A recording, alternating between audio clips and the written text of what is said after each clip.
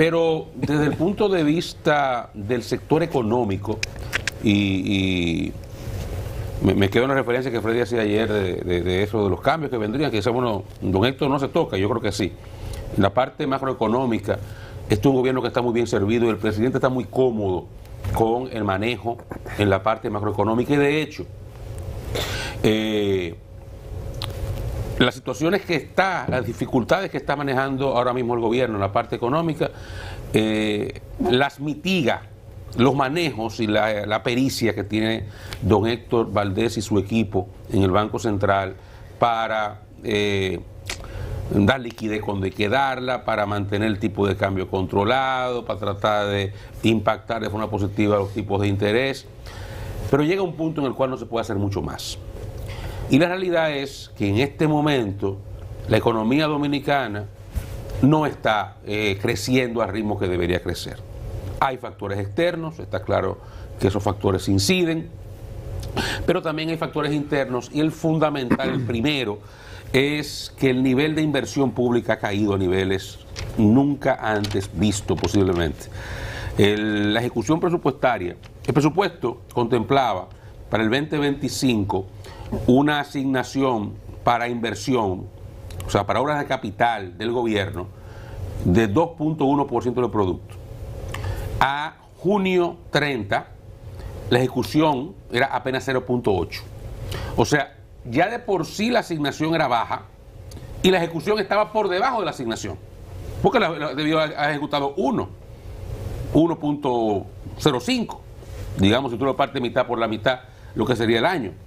Sin embargo, ni eso se hizo, porque ha habido una situación de ralentización de la economía, que repito, hay factores externos, pero también factores internos. Y una economía proyectada a principio de año para crecer 4.5, ya va por 4 las proyecciones. Y lo que al día de hoy plantean los economistas es que con optimismo pudiéramos crecer un 3. Hay la necesidad, por tanto, de en algún punto retomar la forma de que el gobierno reciba más ingresos. Yo no estoy diciendo que el presidente y su equipo se estaría retomando el proyecto de reforma fiscal fracasado, pero sí algo. Hay que hacer algo. Hay que hacer ajustes por la parte de los incentivos, lo que el gobierno le llama, los economistas le llaman la carga fiscal, no la carga fiscal, ¿cómo le dicen? Bueno, lo que cuestan los incentivos, que hablan de casi 4% del producto. Incentivos que van del incentivo al turismo, incentivo a los combustibles, todo esto. Este es el tema de los subsidios. Ahí, fíjense que hace unos días se tocó el subsidio de los combustibles, porque hay una intención de reducir también la parte de lo que se hace como transferencias sociales. No se ha podido avanzar gran cosa en el sector eléctrico. Ahí habrá que hacer algo también, porque lamentablemente los niveles de transferencias para este año van a estar iguales a los años anteriores. Estamos hablando de 1.400, 1.500 millones de dólares. Entonces, habrá, y creo que estará sobre la mesa, por lo menos tal vez, después que pase el calor, de plantearse algún tipo de ajuste tarifario para reducir la transferencia por ese lado. Y en algún momento también retomar la implementación de algunas de las medidas tributarias que estaban en el proyecto fracasado y algunas otras nuevas. Ese tipo de cosas, ¿ok?, no se pudieran hacer con el equipo que hoy está en la parte fiscal. No se pudiera hacer. Específicamente en la parte de Hacienda. Porque la propuesta fracasada la hizo el actual ministro. La hizo él. Y a él se le atribuye el fracaso de esa medida. De hecho, en su momento se habló que renunció y el presidente no quiso aceptarle la renuncia, una relación de amistad muy vieja entre ellos dos y cariños y afectos personales y familiares. El presidente no entendió que en ese momento no podía sacrificarlo a él y hacerle un daño a su imagen profesional y política y no lo quiso. Y yo creo que desde el punto de vista de la consideración al amigo estuvo correcto. Ahora, si el presidente entiende y su gobierno entiende y sus asesores económicos entienden que él va a terminar endeudando demasiado el país, haciendo poca cosa, y va a dejar la economía dominicana en situación de mucho compromiso, que no le conviene para su legado seguir ese tránsito de no hacer ningún intento de impactar, digamos, de mejorar las recaudaciones. Entonces hay que hacer algo. Y repito, con ese equipo que está en Hacienda, con el ministro que está en Hacienda, eso sería imposible en este momento. No habría forma de vender a la sociedad un nuevo proyecto, aunque sea de mucho menos impacto que el que fracasó el año pasado. Entonces, a partir de esa realidad, si lo que está planteado, y fíjense, yo a los economistas cuando vienen aquí siempre hago dos preguntas, les doy una pregunta casi siempre: ¿qué hace el presidente? ¿Qué conviene más? ¿O aumenta el déficit para endeudarse más o retoma el tema de la reforma? Porque no puede seguir así. O sea, lo que no puede seguir en la situación es un gobierno invirtiendo menos del 2% del producto. Eso no puede seguir. Usted se endeuda, y por lo menos que dé una deuda del carajo, por lo menos hace algo, y termina el jodiómetro, hace una carretera por ahí, hace algo, o simplemente usted busca la forma de volver a retomar el incremento de los impuestos. Entonces, eso sí está planteado ahora.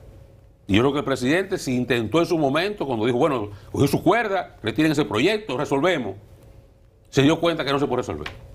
A 6 meses se dio cuenta que no hay forma, que hay que buscar un mecanismo para incrementar la recaudación. Y eso se hace creando impuestos. Y mi impresión es que se va a retomar, porque lo que está proyectado ahora, ya por ejemplo, el Banco Central está haciendo maroma muchísimos tipos. Y libera encaje por allí, y hace vaina por allá, pero no puede ser más. Los tipos de interés no lo puede bajar más hasta la Reserva Federal no baje. Y la Reserva Federal no va a bajar este año. Hoy se abrió una posibilidad de que a final del verano. Es que eso son expectativas que se crean a partir de hechos que no son reales. O sea, si tú no puedes hacer una proyección de esa naturaleza, cuando Trump ayer dijo que iba a meter 50% a Brasil por Bolsonaro. Sí. O sea, la inestabilidad que te proyecta el señor en los mercados, sobre todo en el aspecto inflacionario. O sea, tú no sabes con qué te va a salir Trump.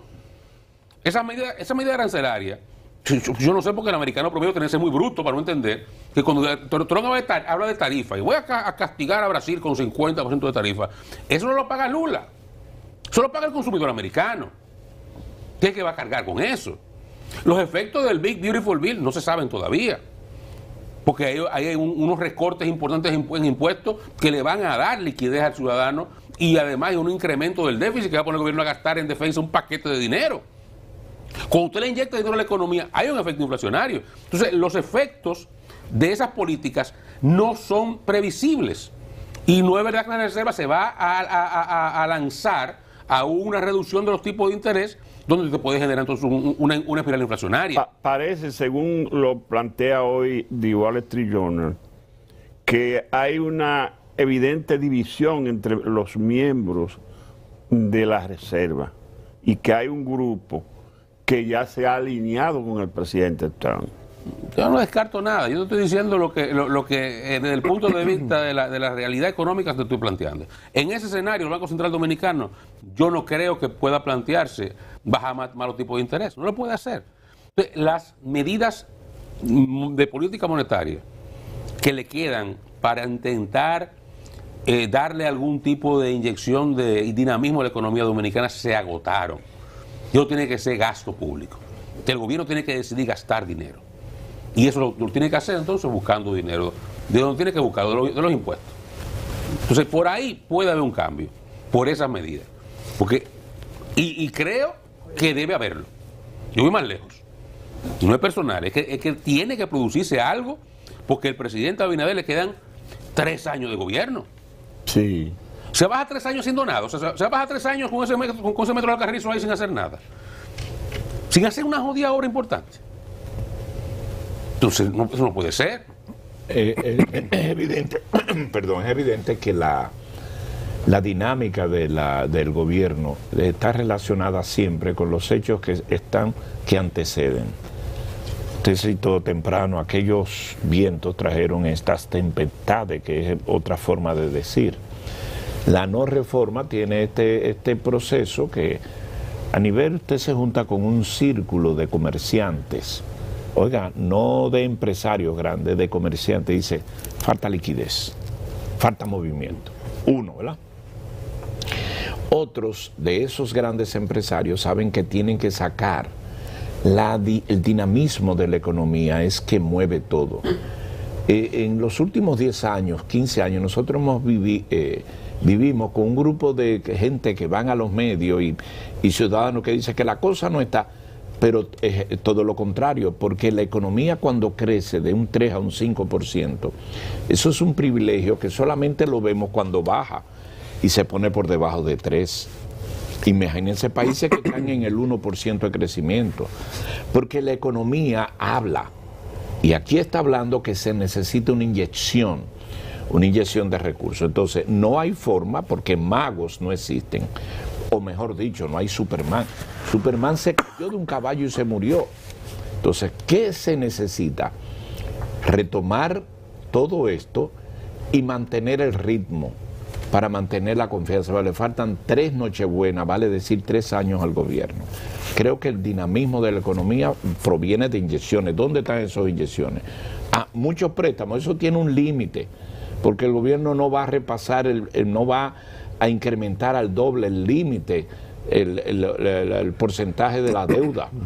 Y lo ha dicho y lo ha demostrado. El presidente quiere terminar con un legado. Bueno, entonces, inevitable tomar en cuenta de que tienen que venir algunas medidas relacionadas con la reforma sin reforma, porque la palabra reforma quedó claro que no se va a hablar más. Ustedes no han visto esa situación alrededor del combustible. El gobierno muy hábilmente controló mucho de la paz social, asumió el costo del combustible, pero recientemente ya comienza un poquito a decir, espérate, yo puedo hasta aquí, hasta acá, porque el dinero no está disponible porque no hubo reforma. Al no haber reforma tiene que haber algo para el bien de todos. Y eso lo saben los empresarios, eso se sabe de aquí para allá. Al final del día, yo pienso que el gobierno habrá de tomar algunas medidas que van en el orden de todos estos rumores y de todas estas situaciones que se dan.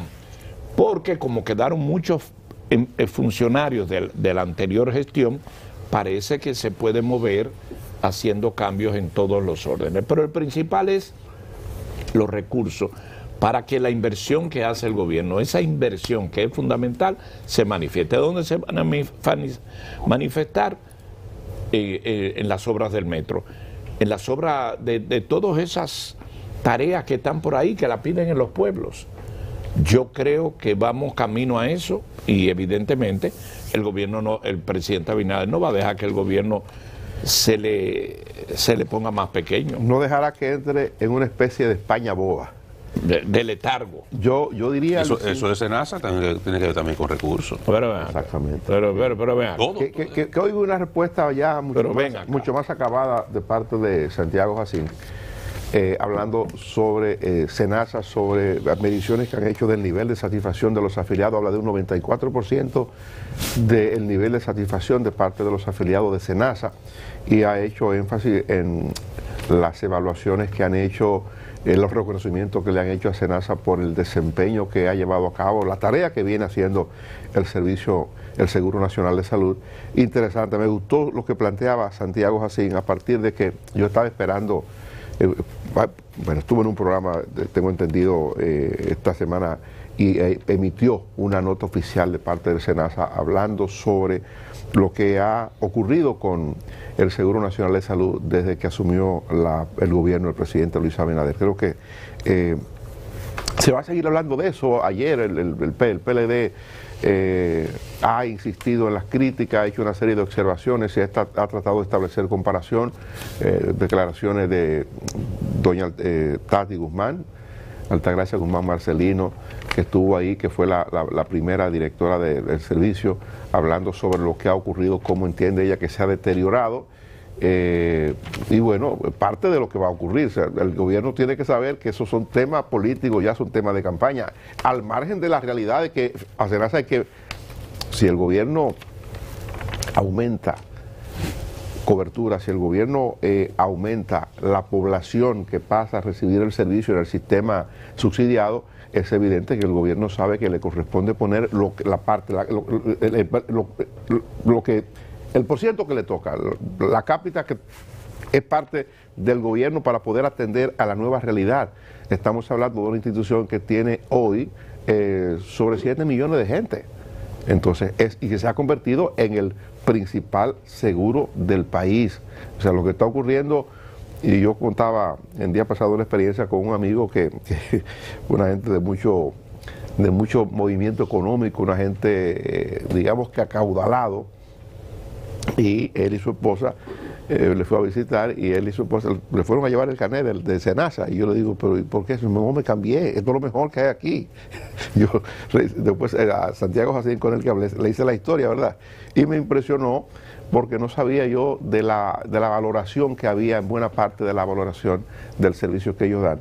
Pero eso necesita dinero, todo eso es parte de lo que el gobierno tiene que hacer. Y le digo yo, Luisín, yo no estoy seguro que lo de la palabra reforma no se vuelva a tocar. Yo no estoy seguro de que el presidente termine esta gestión sin plantearse seriamente retomar el tema de la reforma, aunque no en los términos en que se planteó originalmente. Yo no estoy tan seguro. Y con otro equipo. Siempre hay términos creativos. Posiblemente con otro equipo. Siempre hay términos creativos que se hacen sin mencionar esa palabra.